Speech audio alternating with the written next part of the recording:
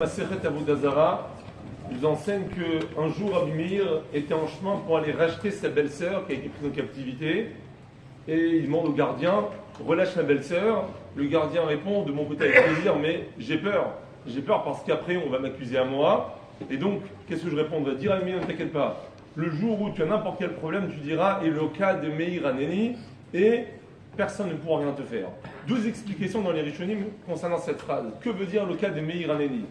Certains comprennent Eloka de Meir, le Dieu de Rabbi Meir. Seulement, il y a un principe qui dit que En Gavult Lifnei Makom, toutes ces marques de noblesse et d'ordre, d'importance, Akadosh Baruch Hu, ça n'existe pas. Donc Rabbi Meir, lorsqu'il dit Eloka, il invoque le nom d'Akadosh Baruch Hu. Il ne peut pas dire Eloka des Rabbi Meir. Il dit Eloka de Meir, le Dieu de Meir, te répondra et te viendra en aide.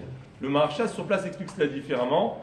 Dit le Maharsha, Eloka de Meir, c'est pas dans le sens de Rabbi Meir, mais c'est un jeu de mots entre Meir, son nom, et Meir dans le sens d'éclairer. Eloka de Meir, Akadosh Baruch Hu, qui est clair dans toutes les situations, te répondra et te viendra en secours. D'où ces deux versions qu'on a dans les Slichot, qu'on a dit ce matin. Certains disent Eloka de Meir Haneni, en faisant référence, alors soit à l'explication du Maharsha, le Dieu qui est clair, soit Meir, nom de Rabbi Meir.